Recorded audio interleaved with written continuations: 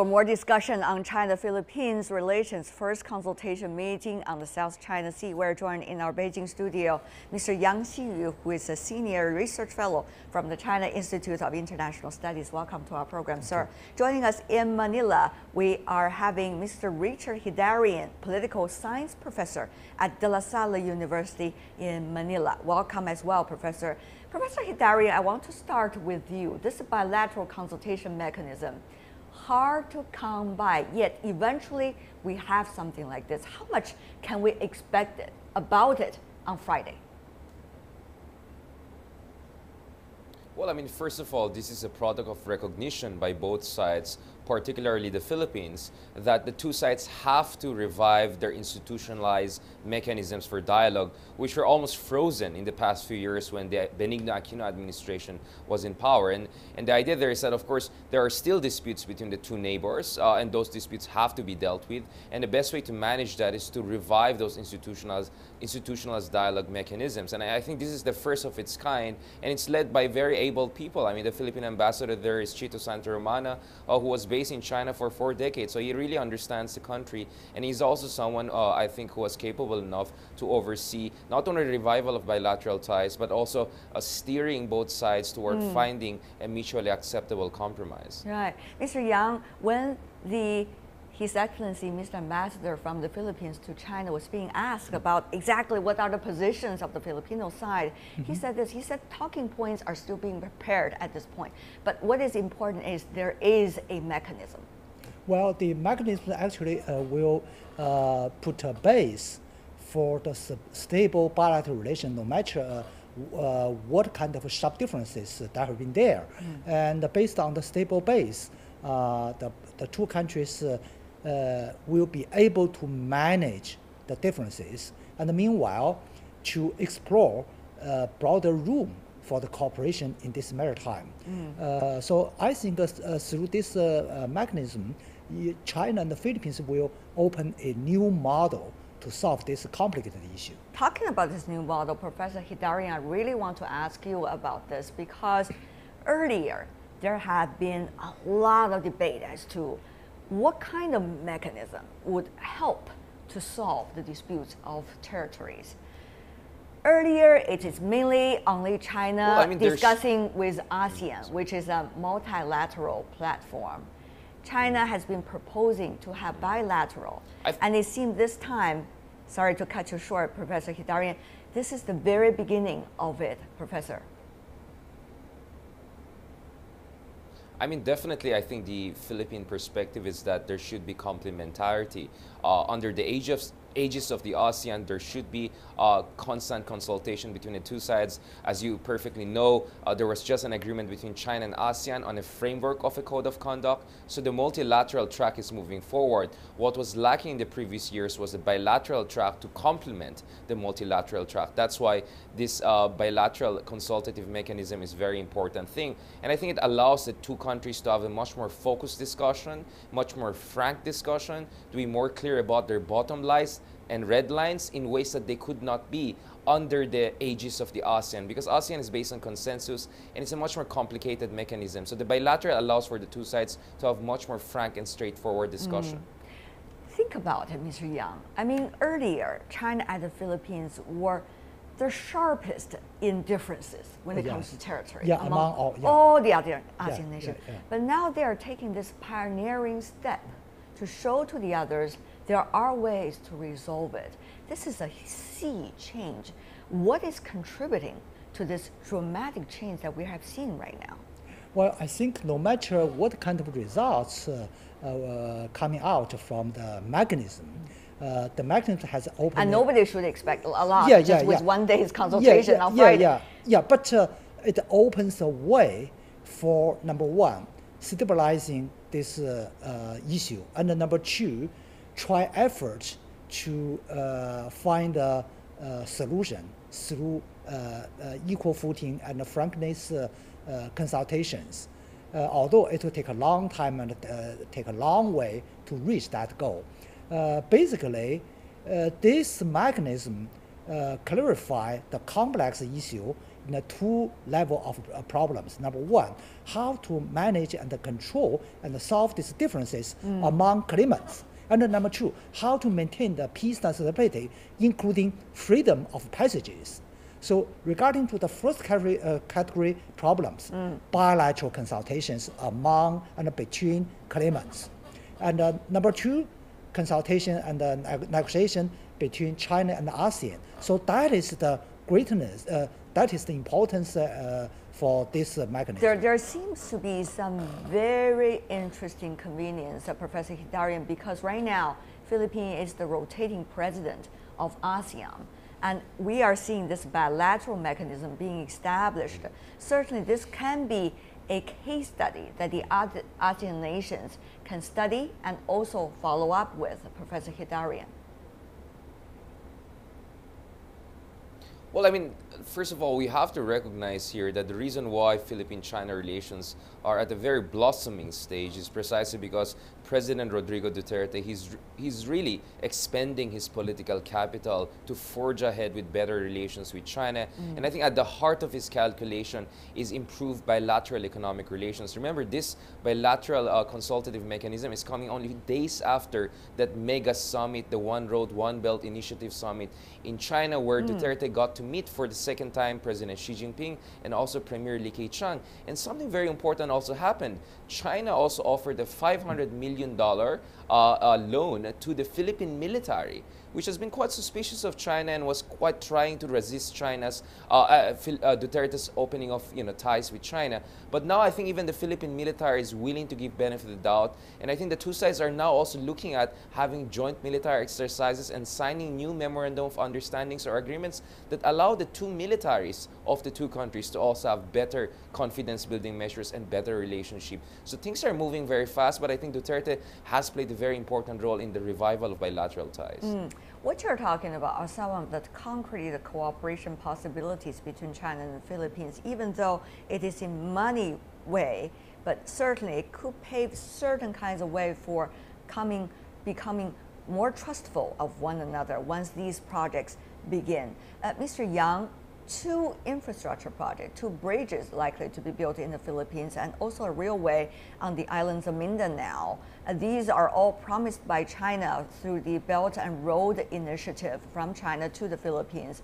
But also, Mr. Yang, as you may know very well, Belt and Road Initiative is not China's initiative, but rather a proposal put forward by China and let everybody join in. So how should we see also this kinds of cooperation, China and the Philippines, bilateral, meanwhile multilateral as well?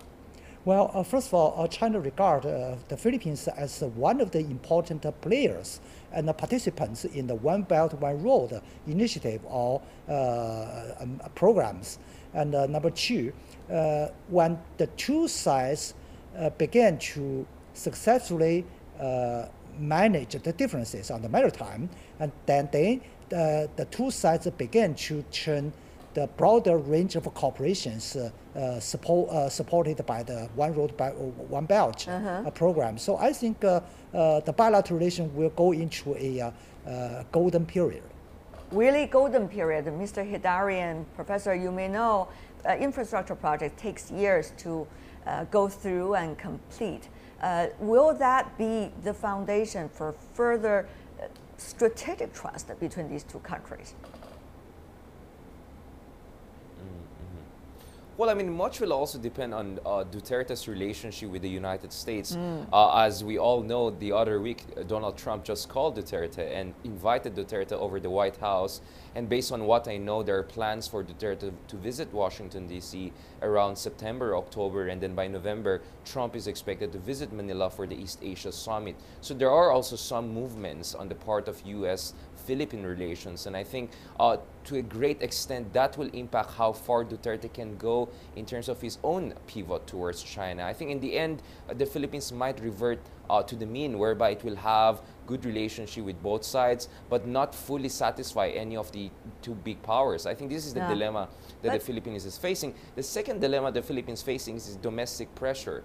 There's a lot of pressure on the Philippines to raise its arbitration case against against China last year in the bilateral consultative mechanism, and I think that's a difficult thing. So, Ambassador Chito Santo Romano of the Philippines is trying to reassure the Filipino public that the Philippines will stand its ground, but at the same time, I'm sure he knows that with China, that's a red line, and China is not going to discuss that issue at all. So that's going to be quite a tricky, situation, and I think that's why we have to carefully follow what's going to happen. But I think this is going to be the first meeting. So in the first meeting, I think it's going to be more of confidence-building measure, and later on more discussion of tricky, sensitive issues. Let's talk about these 2 points, Mr. Yang from China.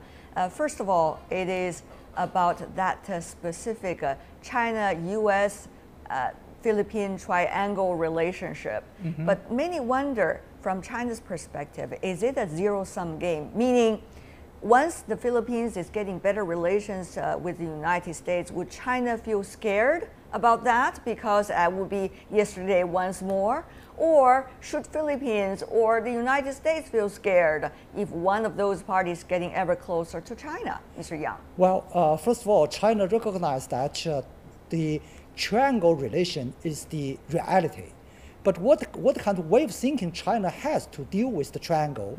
You mentioned the zero-sum game.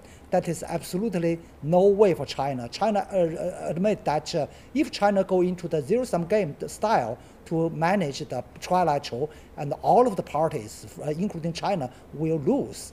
And so all efforts made by Xi Jinping is try to get a win-win result through positive interactions among parties. For example, Xi Jinping has set up a very good working relationship with President Trump, and as well, before the Trump working relationship, Xi Jinping has got a very good personal relationship with President Duterte. So based on the both trilateral positive interaction and the top leaders' good working relationship, I think the trilateral will go into a positive rather than negative direction. Professor Hidarian, it seems that President Duterte has been very skillful since he comes into the office about his relations with the United States and also with China. Some even suggest that this guy has managed to make the most out of this triangle relations. Having said that, though, Professor Hidarian, at this point, how do you think Philippines is thinking, particularly the fact that Washington right now is still a little bit confusing to the outside world, to say the least, politically? How will President Duterte and his administration figure out what to do? Well, I mean, I really feel for China because President Xi Jinping now has to deal with two very mercurial characters, both in Washington, D.C. and Manila. And I think that is putting a lot of pressure on China in terms of how to deal with the two countries in this triangle of U.S. And the Philippines. I think as far as Duterte is concerned, we have to be very realistic that he actually tends to personalize foreign policy. I mean, one reason that he downgraded bilateral security cooperation with U.S. last year was not only because he wanted to send his goodwill to China, improve relations with China. It was also because he was extremely offended personally by America's criticism of his war on drugs, of his human rights record. But now with Donald Trump, it's a very different picture. In fact, Donald Trump, when he called Duterte, he almost praised Duterte's war on drugs, and that actually sat very well with Duterte, and I think the Duterte administration looks forward to the summit and meeting between the two sides. So I think there are some, unpredictable, imponderables here that China has to be very wary about.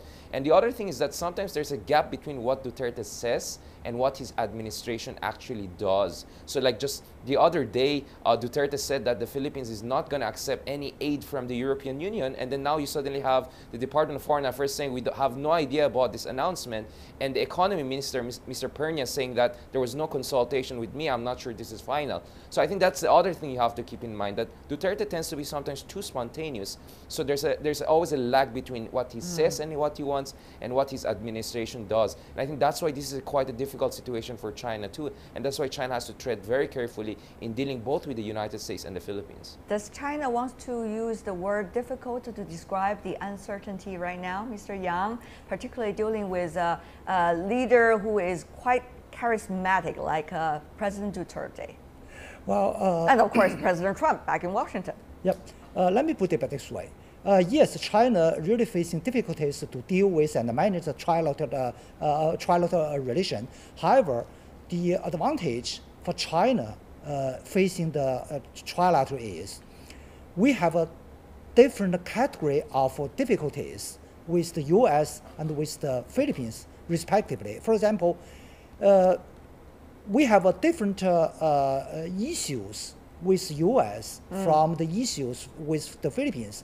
And the only risky situation is if U.S. increasing their involvements in the disputes in South China Sea, then China will face a real risky and difficult situation. Right. So China will, on one hand, try to stabilize the relation with the Philippines and the ASEAN, as we have done, like the mechanism, like the COC acceleration negotiation, so that we can exclude the unnecessary outsiders' interventions. And meanwhile, we increase our efforts on the China-U.S. relation towards the positive direction. So right. It's a quite complicated management. So it's actually about creating trust on both sides. On the one hand, you do that with the United States. On the other hand, China do that with its neighbors, including the Philippines. One thing I want to follow up, Mr. Yang, is about the arbitration. Professor Hidarian earlier mentioned, he talked about the internal pressure on President Duterte to quote-unquote act. At least there are some degree of pressure. So, Mr. Yang, what do you think about that factor, and how much do you think internal issues inside the Philippines is likely to drive further President Duterte's agenda with Beijing? Well, first of all, China will insist on the principle, long-time existing principle of non-intervention in the domestic politics in any other country else, including the Philippines. But China has to bear in mind what might be the result. Yeah, but the domestic disputes about arbitration really closely linked to China's national interests. So China has to closely watching this development of the debates. And as long as the government, the administration of the Philippines continue the peaceful manner with China to solve this issue, China will keep the cooperation. But if the policies from the Manila changed, China has to adjust the current policy towards this issue. Yeah. So it's all moving factors that we're talking about here. But one thing is for certain, on Friday, the Chinese side and the Philippine side, they're going to sit down in Guiyang to talk about this mechanism, bilateral mechanism, and to try to resolve the conflict and the different opinions. What can we expect? 30 seconds from each of you. Mr. Yang, go first. Increasing mutual trust and building confidence measures. That is the base for the possible future development. Big words. Yeah. Professor Hidarian, what about you? It's all about building communication channels, building hotlines, and avoiding conflict between the two sides, whether Coast Guard, whether fishermen, whether military on the ground. I think so long as there's no major conflagration on the ground there in the disputed areas, the trajectory of bilateral relationship between Philippines and China is going to be positive. To build a palace, one has to start from laying the very first brick. I guess it is a palace we're talking about here between China and the Philippines, laying that brick on Friday. Thank you so much for both of you, gentlemen, joining us. Richard Hidarian joining us from Manila in the Philippines, Yang Xiyu joining us here in Beijing. Thank you so much, really appreciate it.